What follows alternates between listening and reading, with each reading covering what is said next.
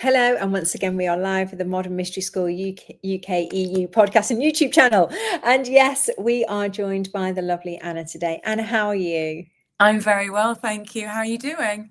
Very well, very well. And again, excited because I'm going to have to explain to the viewers out there that I'm going to be asking you why you decided to become a guide in the mystery school. Now, most people won't know this, but only a handful of people that apply to be a guide get accepted, number one. And they have to have done an enormous amount of work along the spiritual path and such like. So congratulations to you, because I know you've just become a guide in the mystery school, and I know that you have many of your clients already that are on the path and such like. So you're leaping and bounds ahead before even getting the guide initiation. So this is wonderful news, and I'm just really interested to understand why you wanted to become a guide in the mystery school.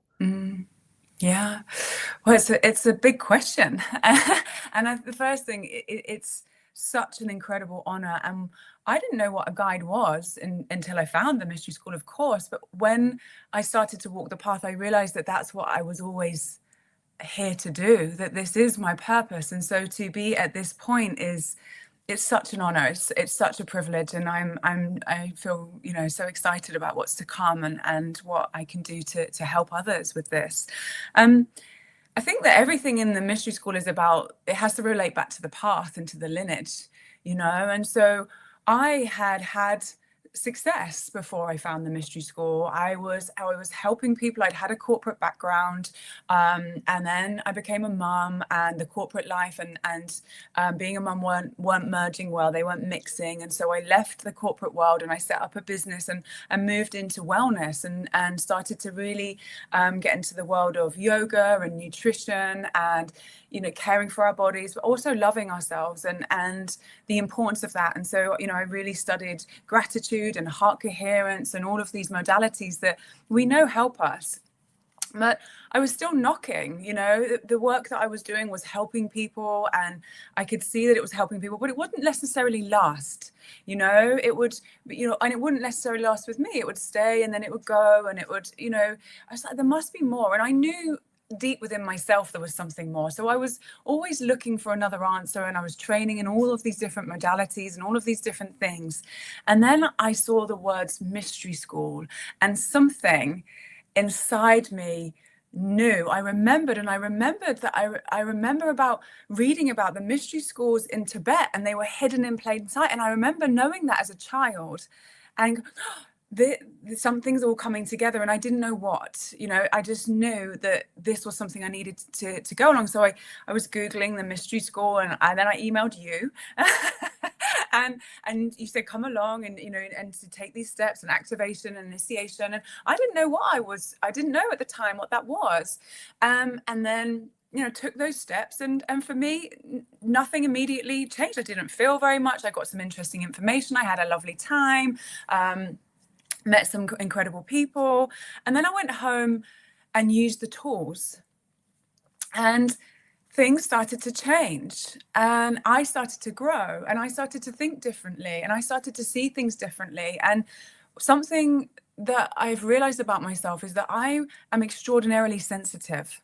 And so it was difficult for me to be in the world because I would feel things, and I wasn't able at the time to, whilst the tools I was using had helped me so much, I wasn't able to differentiate what's me, what's other people. So I started to really be able to separate that, and I was getting stronger, and I was getting clearer in my mind and clarity about who I am and who I came here to be. And so I was building a relationship with my guides and with the angels, and really starting to have a greater sense of this physical world and the magic of it, and what it really is, that it's not just this physical dimension. So everything started to come alive, and everything started to have more joy. And so I started telling people about this path, and I've been coaching and mentoring for 10 years or so. And so I was running groups, and I could see the difference between people that had been initiated and people that were on that path to maybe do that at some point, and they were growing more quickly. And so Initiation and the path is about an accelerated path of progression. It's about bringing that energy in so that we can clear up our structure and know ourselves. And to me, that's so exciting that I haven't found I haven't found that anywhere else on the planet. And so the tools are extraordinary. I mean, they've got the lineage behind them that's never been broken, and so it's just such a special thing. And I think what's really important is that this is for everyone. This is universal, and that leaders, it's the missing piece for me. That I've done, and the people that I work with have done all the things, but there's this piece that's missing, and it's our connection to spirit. And spirit is who we are.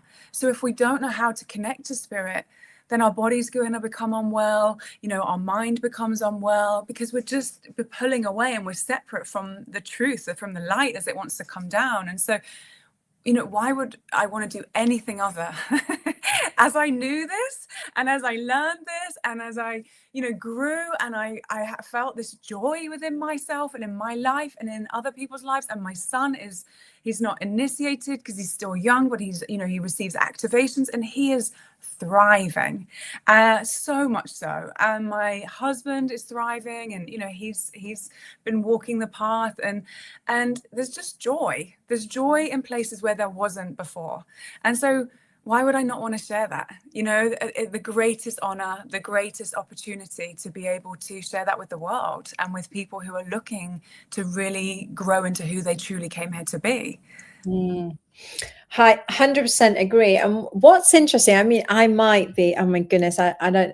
You're a bit biased. I don't know if we should discuss this, but I'm going to go for it anyway. But growing up in the UK, and admittedly, this might not be everybody's experience. So I am just talking for myself, but growing up in the UK, there was at school for me a huge separation in that we were being led to believe in science is the true thing, and then this thing called God, we could call it religion or whatever it was, is something that the older people used to do. It's not really real. Of course, it can't be real. And I think that was a major problem for me, because then that immediately cut off this access to spirit or God or the universe, the source, the angels. I mean, we could go on and on and on, but essentially God and the divine. Yeah. And so then there's this massive piece, and I can, trace it back, okay, I can look after myself mentally, I can look after myself physically, but then I wasn't looking after myself on the spirit level. And it wasn't working, because, as you said, we're so far away from who we truly are. And I look out and I see that as a major,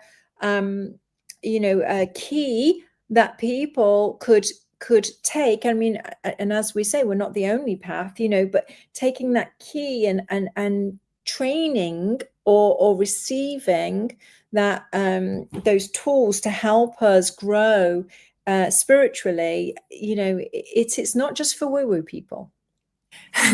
No, it really isn't. It's for leaders, for business people, for people who have born to be light workers and to share the light. It really is. I would love to see this and these tools spreading around the world, but going into businesses, in corporate, I've got a corporate background. It's what's missing, it really is. And I'm the same. I went to school, and I went to a C of E school, so the relationship with God just felt a bit like, oh, you sang hymns and you didn't really have anything explained, and you went to church at Easter, and so all of the magic in me and the things that I just loved as a child slowly went out. And so I kind of used other things to try and find that joy, but it wasn't in anything else. And so, I put myself in lots of harm. I tried all sorts of different things to quench the emptiness that I was feeling. And I think so many of us do that, chasing success or climbing these ladders, which are actually, they're not fulfilling at the top. And so I know so many people that do that. And I think it's really important to say that we can have both. We can have success in the world, and know ourselves as spirit. I mean, and when we combine those, extraordinary things can happen.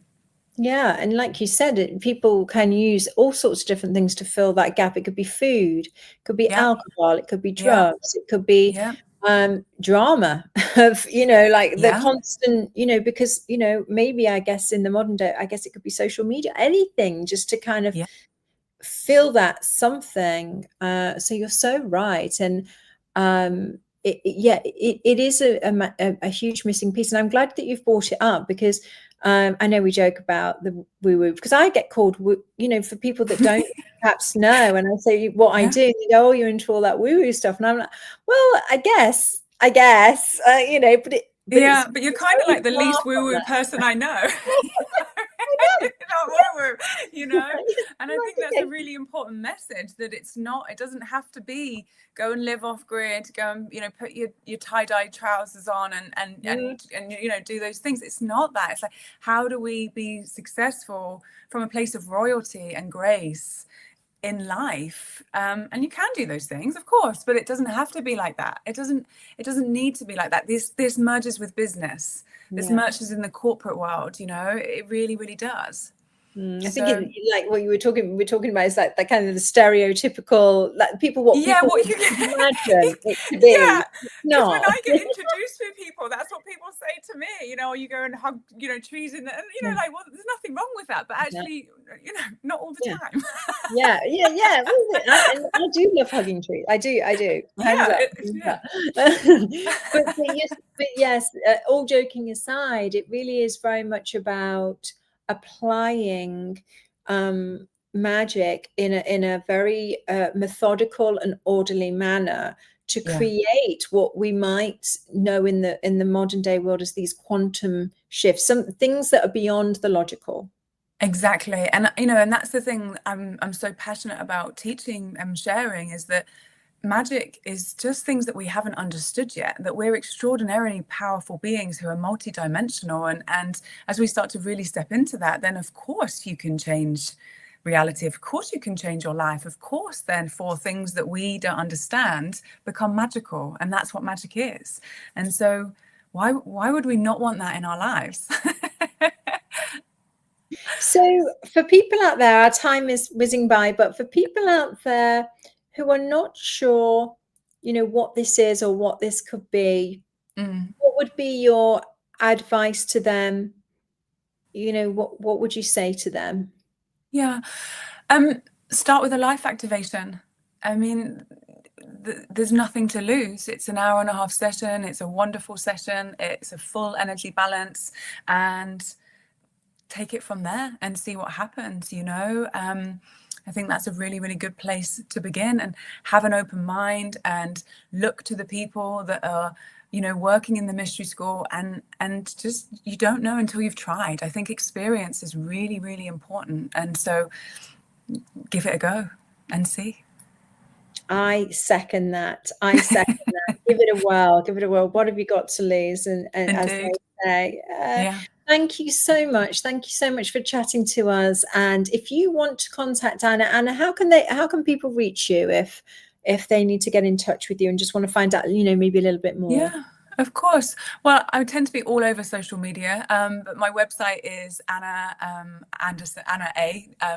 so www.anna.a.com, and my contact details are there. So yeah. Wonderful. Thank you so much. And I'm sure we'll be talking to you again very soon. And thank you, everybody, for tuning in. Thank you for having me. Lots of love.